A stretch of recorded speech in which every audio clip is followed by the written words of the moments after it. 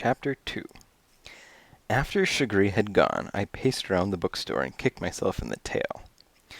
Of all the kinds of trouble I could possibly have bought myself, promising to look for a burglar was the worst. Nobody ever finds burglars in New York City, and everybody knows it, especially burglars. In fact, we're so famous for not finding burglars that dangerous burglars from all around the world seem to come here for haven. I settled at my desk. What I needed, I decided quickly, was a plan. Either that or a nap. I was thinking it over when I heard a low, familiar rumbling in the wall. It was the dumbwaiter coming. Personally, I'd define a dumbwaiter as a guy who spills the wrong kind of soup on your lap. But it's also the name for a funky little elevator, about the size of an oven and set in the wall where you'd expect to find a window. It used to be used to send garbage from the 24 apartments to the basement. Now it's used by us. The hum in the wall stopped. The door sprung open, and Spike leapt silently and neatly onto the desk, his heavy black coat looking shiny and newly groomed. He glanced around the office. "What's up?" he said. I thought I heard a soft, purry voice. Spike lives above me in apartment 2A. "So you got yourself all spiffed up to take a look? Too late, kid. She's gone." Spike sniffed the air. "Who's gone?" he said. "The kitten in the penthouse." I swiveled in my chair. "Sugary?" I nodded. "You know her?" "Not yet." "You know anything about her?" Spike cocked his head. His roommate's a city-side reporter for the Post, and Spike likes to see himself as carrying forward the traditions of the press. In other words, he's nosy. On the other hand, he's good. "Well, put it this way," he admitted. "Not enough. Not as much as I'd like to. They only moved in about 4 or 5 weeks ago." Memorial Day weekend," I said, "to be exact." Spike looked offended. "If you know, why ask?" "What I don't know," I said, "is thing one about the Crandalls." "Good. I never did like a know-it-all, you know." "I know," I said dryly. Spike rolled his eyes.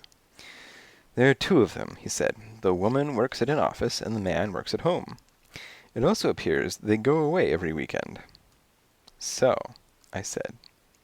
"Everybody knows they go away." "Not everybody." "Yeah? Just you and who else?" "And Sue." "And if Sue knows, everybody knows. Sue's the night manager of Kitten Caboodle, the shop next door to me. A combination beauty parlor / boarding house / boutique." "I suppose," Spike conceded.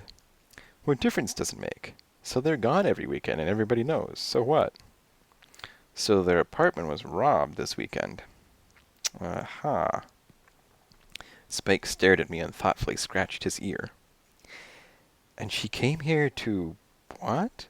To cry on your shoulder?" "Relax," I said. "She came here to put me on the case." Spike grinned. "When do we start?" "We?" I said. "Listen, for a case this impossible, you'll surely need an assistant." I stared at him steadily.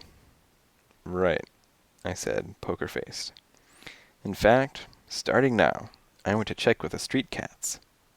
"The street?" he said, outraged. "Now?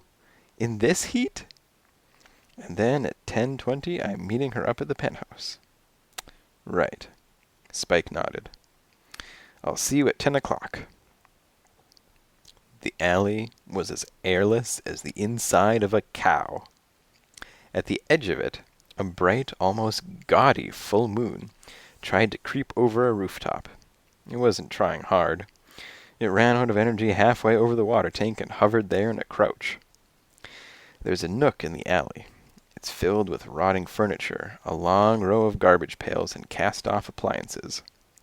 Butch, on a banged-up blue velvet love seat with its stuffing coming out, was talking quietly with Jane.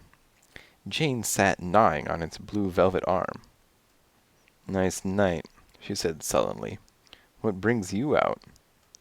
Do I have to have a reason? Tonight you do, she said.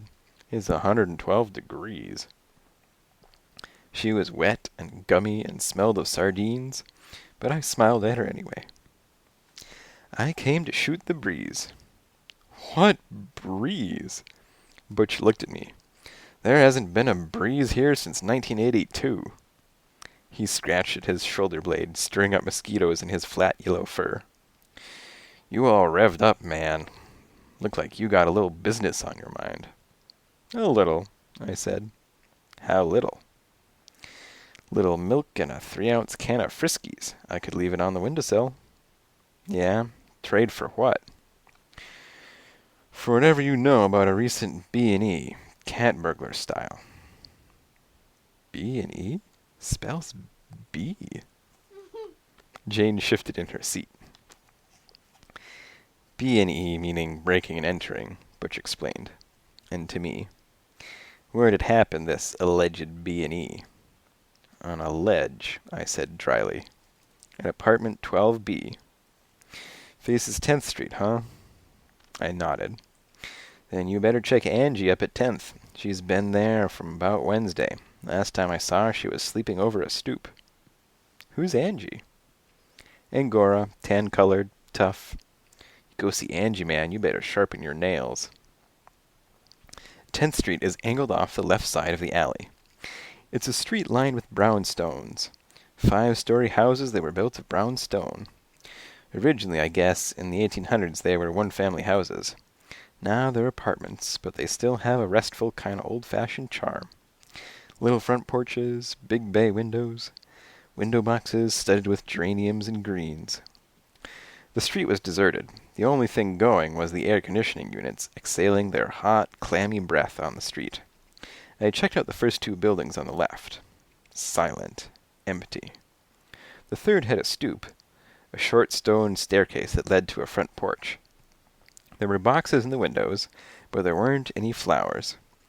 A matted Angora was sprawled in the first box. Angie? She glowered. Can I talk to you for a minute? I leapt to the windowsill. She arched for a fight. Just talk, I said defensively. Sure.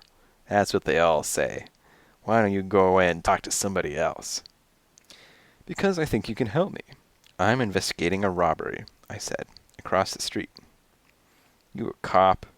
She said. Private. Did you see something? Silence. She shrugged and looked away. Okay, so what if I did? It's just people, man. Who cares what people do to each other, huh? Come on, Angie, give me a break. She shrugged. In which leg? I laughed. I wasn't kidding. Didn't think you were, I said, but let's try another angle. There's a lady I know who puts food out every morning. Help me on this one. I'll give you her address. She measured me carefully and then looked away. Okay, she said finally. What do you want to know?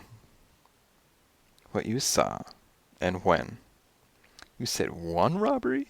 I saw 3. Middle of Saturday night. Cat burglar? Right. Guy lowered himself from the roof, went straight to the penthouse, went in, came out, then he threw a rope down and lowered himself to the 8th.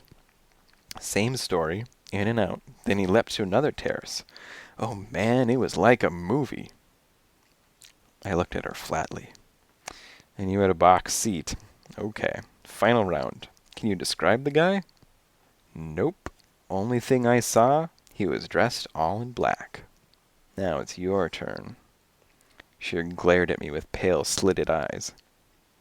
Unless you're one of those guys that's all talk and no food. 127 East 9th Street, I said.